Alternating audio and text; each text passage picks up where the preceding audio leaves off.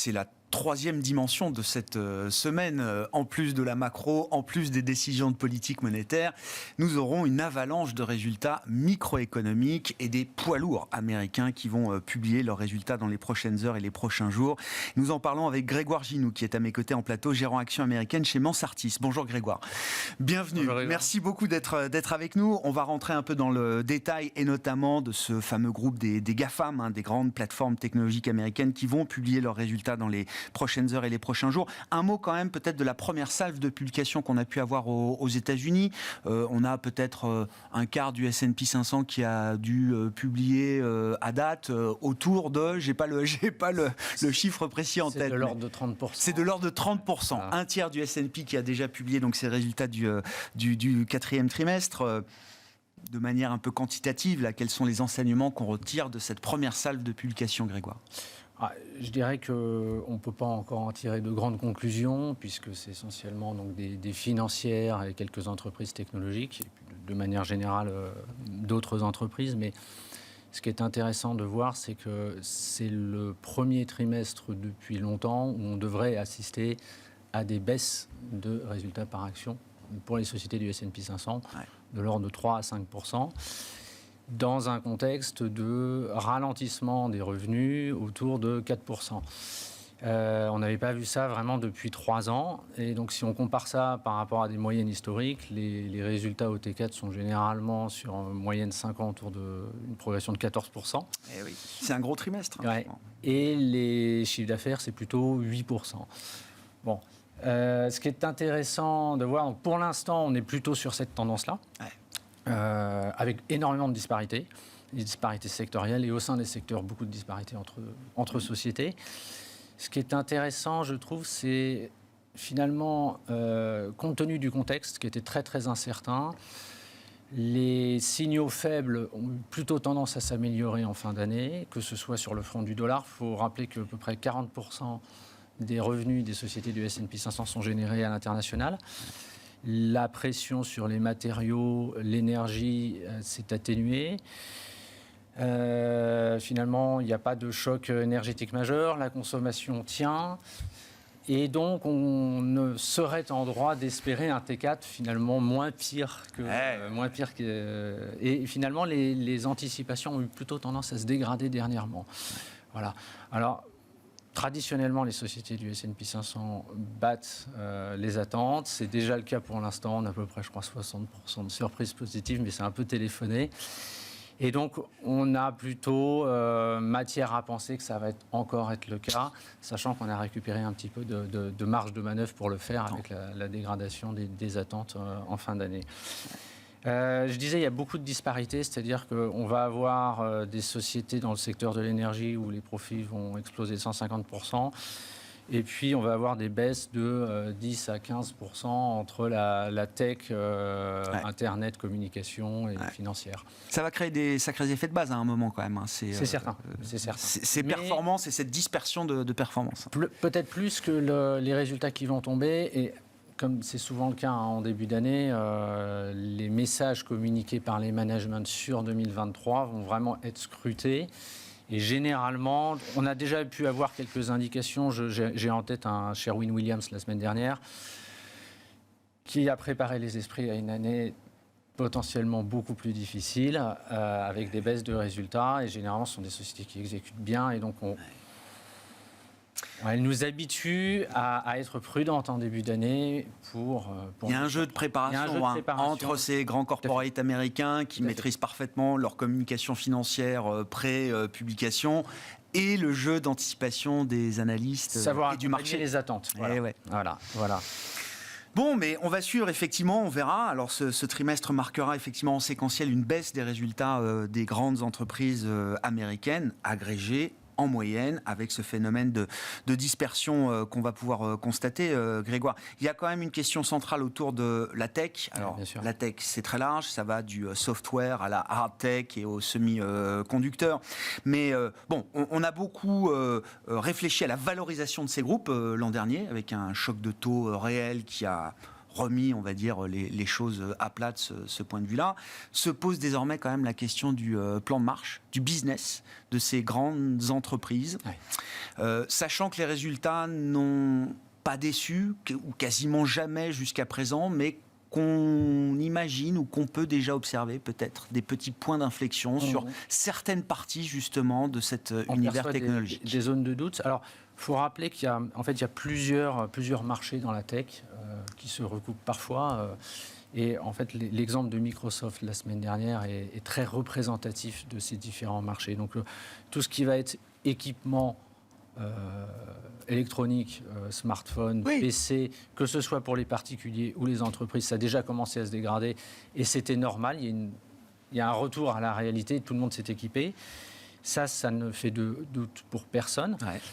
Et je dirais au fur et à mesure de l'été et de la suite, on a vu un ralentissement, ou du moins une crainte de ralentissement, se diffuser progressivement vers les petites et moyennes entreprises, qui sont plus sensibles à la conjoncture, plus sensibles aux hausses de coûts, plus sensibles aux problématiques de recrutement.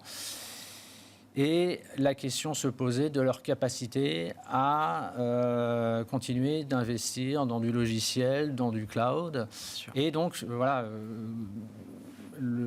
ce pan de l'économie donnait un petit signal faible.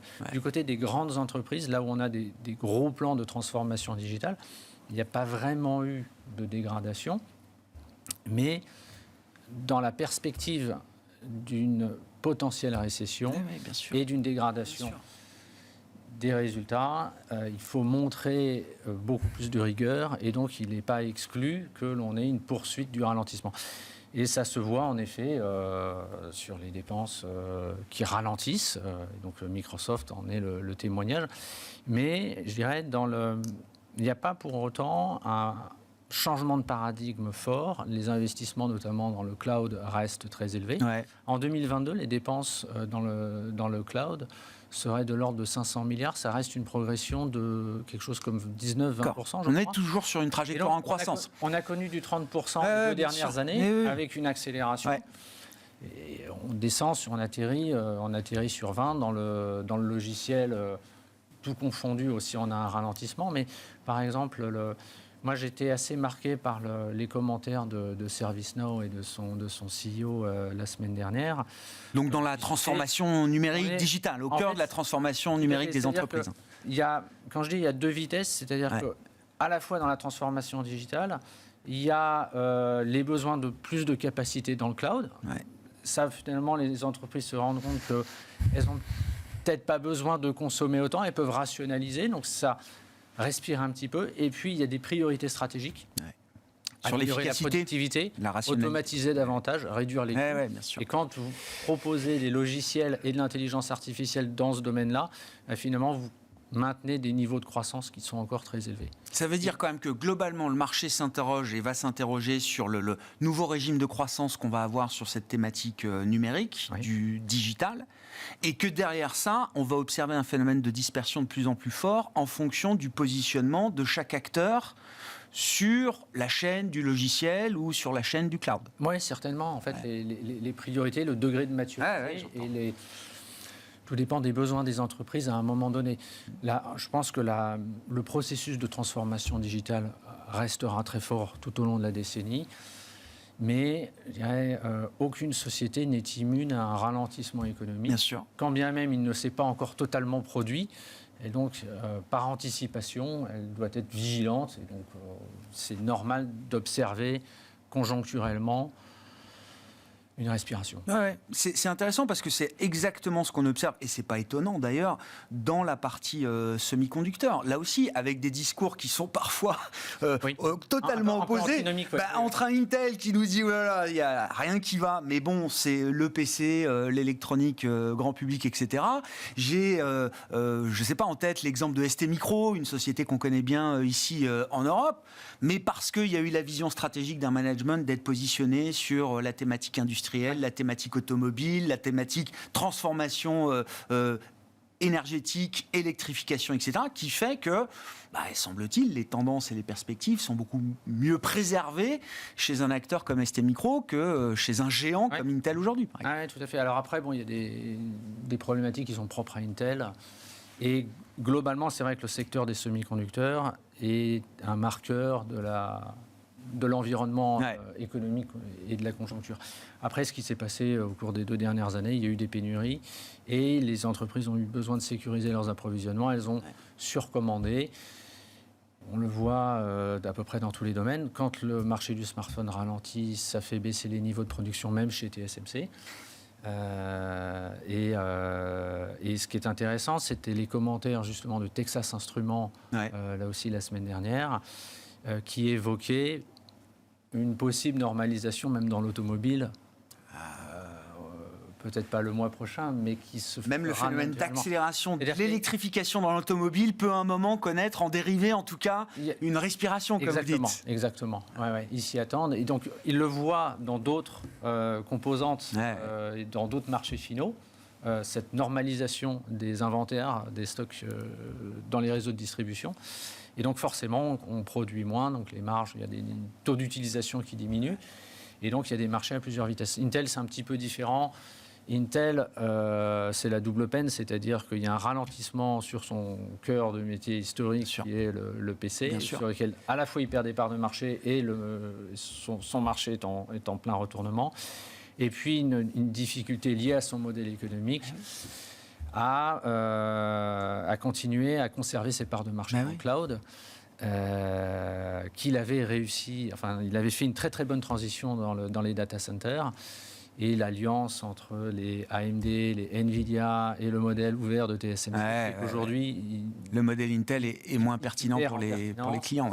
Il est pris entre le feu de l'administration américaine qui voudrait qu'il adopte une structure peut-être plus ouverte et qu'il produise pour les autres, et ses propres impératifs stratégiques d'allocation du capital qui ne sont pas forcément les mêmes. Donc c'est la convergence de plein de problèmes chez Intel qui fait qu'il n'est pas forcément le reflet de son industrie. Bon, nous avons eu la publication de Samsung aujourd'hui, puisqu'on était dans l'univers des semi-conducteurs. Donc à suivre, demain, après la clôture des marchés américains, la publication de Meta, ex-Facebook, je le rappelle. Et puis jeudi, toujours après clôture des marchés américains, les 3A, Apple, Alphabet et Amazon publieront leurs résultats. On aura Qualcomm également. Bref, encore une semaine intense en matière de publication d'entreprises aux États-Unis et en Europe. On a un démarrage un peu plus tardif sur les publications européennes, mais là aussi, la montée en puissance va se poursuivre. On aura par exemple Dassault Systèmes qui publiera jeudi ses résultats à Paris au sein du CAC. Et puis Publicis et Sanofi également qui sont attendus cette semaine au sein du CAC 40 parisien. Merci beaucoup Grégoire d'avoir été avec nous pour nous apporter cet éclairage et cette expertise sur les marchés américains avec cette analyse notamment de l'univers tech. Grégoire Ginoux qui était invité de Smart Bourse à la mi-journée, gérant actions américaines chez Mansartis.